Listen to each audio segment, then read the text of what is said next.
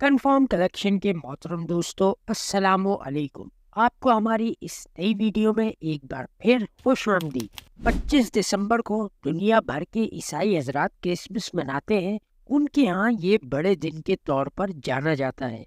دنیا کے سب سے زیادہ ملکوں میں سب سے بڑی آبادی کرسمس مناتی ہے۔ دراصل یہ دن حضرت عیسیٰ کی پیدائش کے طور پر یاد رکھا جاتا ہے۔ اس دن سے شروع ہونے والی تقریبات نئے سال کے آغاز تک منائی جاتی ہیں۔ تو آئیے جانتے ہیں دنیا کے سب سے بڑے اسلامی مذہب عیسائیت کے بارے میں، اس کی 2000 سالہ مکمل تاریخ کو۔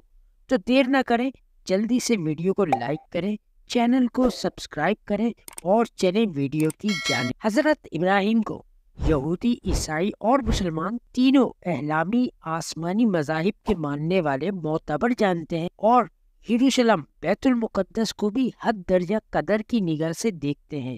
اہل یہود جہاں دو بڑے فرقوں میں تقسیم ہوئے، وہیں پہلی صدی عیسوی میں عیسائیت نے یہودیت سے جنم لیا، اور آج 2000 سال بعد یہ دنیا کی سب سے بڑی آبادی کا مذہب ہے۔ موجودہ عیسائیت کو عیسائی حضرات اگرچہ حضرت عیسیٰ سے منسوب کرتے ہیں، لیکن انصاف اور ثبوت کی نگاہ سے دیکھا جائے تو یہ وہ مذہب نہیں جس کی تعلیم حضرت عیسیٰ نے دی تھی۔ عیسائیت میں جتنی ترامیم اور اضافے ہوئے وہ خود تاریخ کی کتابوں میں موجود ہیں، تاہم عام طور پر عیسائیت سے مراد وہی مذہب لیا جاتا ہے جس کی تعلیم جناب عیسیٰ نے دی۔ عیسائیت کا دینی ادب اگرچہ 2000 سال قدیم ہے، اور ان کی کتابیں غالباً توریت کے بعد دوسرے اسلامی مذہب کے طور پر مانی جاتی ہیں۔ حضرت عیسیٰ کی پیدائش 4 قبل مسیح مانی جاتی ہے۔ آپ جنوبی فلسطین بیت اللحم کے مقام پر کنواری مریم کے بطن سے پیدا ہوئے۔ بی بی مریم انتہائی پرہیزگار، عبادت گزار نیک خاتون ہے۔ مریم کے معنی عابدہ کے ہیں۔ مریم حضرت داؤد کے خاندان کے ایک فرد یوسف سے منسوب تھی۔ بعض عیسائی روایتوں میں یوسف نجار سے آپ کا نکاح ہو چکا تھا، مگر رخصتی ابھی باقی تھی۔ مسلمان اور عیسائی دونوں اس بات پر متفق ہیں کہ آپ خدا کے حکم سے بغیر کسی مدد کے حاملہ ہوئیں۔ پیدائش کے بعد جب لوگوں کے طعنوں کی بوچھاڑ پر مریم نے کہا کہ اس بچے سے پوچھ لیں، تو گہوارے میں کلام کر کے حضرت عیسیٰ نے لوگوں کو خاموش کر دیا۔ حضرت عیسیٰ کا ذاتی نام یشو یا یسوع تھا۔ لفظ عیسیٰ عبرانی یسوع کا مفہوم ہے، جس کے معنی نجات دلانے والے کے ہیں۔ مسیح آپ کا صفاتی نام ہے۔ قرآن میں لفظ عیسیٰ 26 مرتبہ، مسیح 11 دفعہ، ابن مریم 23 مرتبہ، روح اللہ 1 مرتبہ استعمال ہوا ہے۔ حضرت عیسیٰ کی آمد سے قبل یہودی ایک نجات دہندہ کا انتظار بڑی بے صبری سے کر رہے، اور عہد نامہ قدیم کے صفحہ 666 پر یہ اطلاع موجود تھی۔ آپ بنی اسرائیل کے آخری نبی تھے۔ مسلمان عیسیٰ کو ابن مریم اور خاندان داؤد سے سمجھتے ہیں۔ عیسائی مریم کے منگیتر یوسف کو حضرت عیسیٰ کا باپ نہیں سمجھتے، مگر نسب اسی کی طرف شمار کرتے ہیں۔ عیسائی 4 بنیادی عقائد کے ساتھ اپنے مذہب سے جڑے ہوئے ہیں۔ نمبر 1، حضرت عیسیٰ کی معجزانہ پیدائش کی بنا پر ابن اللہ ہونے کا عقیدہ۔ عقیدہ نمبر 2، عیسائی مذہب میں خدا 3 افعام سے مرکب ہے، یعنی باپ، بیٹا اور روح القدس۔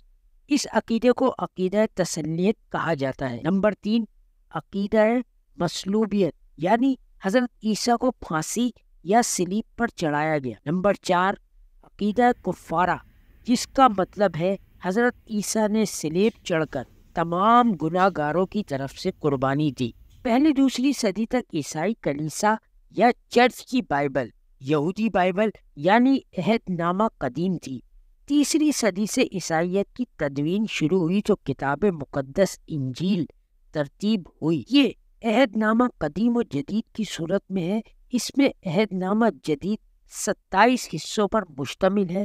اس میں 4 اناجیلیں یعنی متی، لوقا، مرقس اور یوحنا کے علاوہ 23 پادریوں کے خطوط اور مکاشفات شامل ہیں۔ قدیم عیسائیوں کے پاس 4 انجیلوں کے علاوہ بھی بے شمار انجیلیں موجود تھی۔ انسائکلوپیڈیا برٹانیکا نے 34 انجیلوں کے نام دیے اور 4 صدی کے آغاز میں یہ تعداد 270 تک جا پہنچی، جب رومی بت پرست بادشاہ قسطنطین نے نیکا کونسل منعقد کی کہ یہ مسئلہ حل کیا جائے۔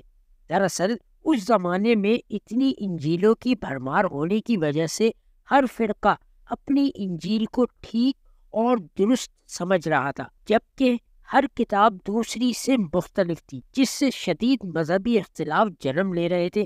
اس کا فیصلہ یہ کیا گیا 28 اکتوبر سن 312 کی رات تمام 270 انجیلوں کو گڈ مٹ کر کے گرجا گھر میں عشائے ربانی کی میز پر رکھ دیا گیا کہ جو کتاب احلامی ہوگی خدا اسے میز پر رکھ دے گا۔ تو صبح تمام کتب میں سے 4 انجیلیں لوقا، مرکز، متی اور یوحنا میز پر موجود تھی۔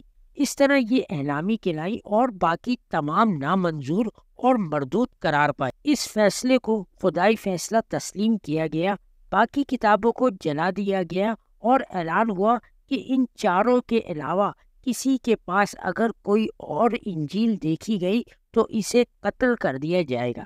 اس وقت جو انجیل یعنی کتاب مقدس عیسائی حضرات کے پاس موجود ہے وہ بائبل کے نام سے ٹولیڈو کونسل کی ترتیب دی ہوئی ہے، جو سن 633 میں منعقد ہوئی۔ کتاب مقدس کے مطابق آپ کی پیدائش سے لے کر سلیب تک کے واقعات کچھ اس طرح بیان ہوئے۔ یوسف کے گھر بیت الحم میں ایک لڑکا پیدا ہوا اور فرشتے کی ہدایت پر یوسف اپنی بیوی اور بچے کو لے کر مصر چلا گیا۔ اس دوران شام کا بادشاہ ہیروڈاس مر گیا تو آپ گلیل کے علاقے میں واقع شہر ناصرہ آ گئے۔ 12 سال کی عمر میں آپ یروشلم میں تھے۔ یہ عید فصیح کا موقع تھا۔ اہل یہود فرعون سے نجات پانے کی یاد میں 15 اور 16 اپریل کو عید فصیح مناتے تھے۔ پھر آپ اپنے والدین سے بچھڑ گئے۔ 3 سال بعد آپ کو والدین نے ہیکل میں بیٹھا پایا، جہاں آپ استادوں کے درمیان بیٹھے سوال و جواب کر رہے تھے۔ پھر آپ والدین کے ساتھ ناصرہ واپس آ گئے۔ یہ لوقا کے چیپٹر 2 میں ہے۔ 3 سال کی عمر میں آپ نے حضرت عیسیٰ یعنی یوحنا یا جان سے بپتسمہ لیا۔ قریب اسی زمانے میں آپ کی نبوت کا آغاز ہوا اور آپ پر انجیل کا نزول شروع ہوا۔ آپ نے ایل شہر، جسے جلیل بھی کہا جاتا ہے، تعلیم دینی شروع کی۔ آپ اپنی تعلیم اور رحم دلانہ طرز عمل کی وجہ سے ہر دل عزیز ہوتے چلے گئے۔ ایک بار آپ یروشلم گئے، وہاں عید فصیح کا جشن منایا جا رہا تھا۔ بیت المقدس میں بازار لگا تھا۔ مویشی فروش بیت المقدس کے اندر تک بازار لگائے سودی کاروبار کر رہے تھے۔ آپ یہ برداشت نہ کر سکے، غصے میں مویشیوں کو باہر نکالا اور کہا، میرے باپ کے گھر کو تجارت گھر نہ بناؤ۔ یوحنا چیپٹر 2 آیت 13 سے 17۔ آپ نے نئے مذہب کی تبلیغ شروع کی۔ لوگوں سے کہا، توبہ کرو کیونکہ آسمانی بادشاہی نزدیک ہے۔ کفر نحوم نامی گاؤں میں آپ نے ایک پہاڑی پر کھڑے ہو کر ایک بڑے مجمع سے خطاب کیا۔ اس خطاب میں آپ نے اپنی تعلیمات کا خلاصہ بیان کیا۔ آپ کا خطبہ پہاڑی کا واعظ سرمون آف دی ماؤنٹین کے نام سے مشہور ہے۔ دعوت دین شروع کرنے کے بعد آپ کے خلاف یہودی فیسیوں اور صدوقیوں نے سازشیں شروع کر دی، کیونکہ ان کی تبلیغ سے یہود میں نیا دین پھیل رہا تھا اور ان کا اثر و رسوخ بھی کم ہو رہا تھا۔ مرکز چیپٹر 14۔ آپ کے 12 حواریوں میں سے ایک یہودا اسخریوتی نے چاندی کے 30 سکوں کے بدلے آپ کو ان کے حوالے کرنے کا وعدہ کیا اور خاص موقع کا متلاشی رہا۔ عید فصیح کے موقع پر آپ اپنے شاگردوں کے ساتھ کستمنی باغ میں گئے۔ اس دوران یوتی ایک بھیڑ لے کر وہاں پہنچا۔ یہ لوگ تلواروں اور لاٹھیوں سے لیس تھے۔ اس رش میں آپ کے حواری آپ کو چھوڑ کر بھاگ گئے۔ آپ کو قائفہ نام کے کاہن کے پاس لے جایا گیا، جہاں 2 گواہوں نے جھوٹی گواہی دی کہ حضرت عیسیٰ نے کہا تھا کہ وہ خدا کے مقدس ہیکل سلیمانی کو ڈھا سکتے ہیں اور 3 دن میں بنا سکتے ہیں۔ حضرت عیسیٰ بولے، زندہ خدا کی قسم کے ساتھ جو کچھ آپ نے فرمایا۔ اتنا سنتے ہی کاہن نے اپنے کپڑے پھاڑ ڈالے اور کہا، عیسیٰ نے کفر بکا، اب ہمیں گواہوں کی کیا ضرورت؟ اس پر لوگوں نے آپ کے منہ پر تھوکا اور تمسخر اڑایا۔ دیکھیے متی چیپٹر 26 میں۔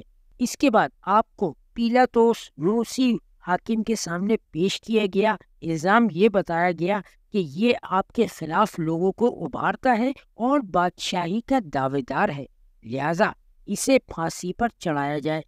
چاروں اناجیلوں میں لکھا ہے کہ حاکم کے نزدیک آپ پر الزام ثابت نہیں ہوا، وہ آپ کو رہا کرنا چاہتا تھا، مگر یہودیوں نے چیخ چیخ کر آپ کو پھانسی دینے کا مطالبہ کیا۔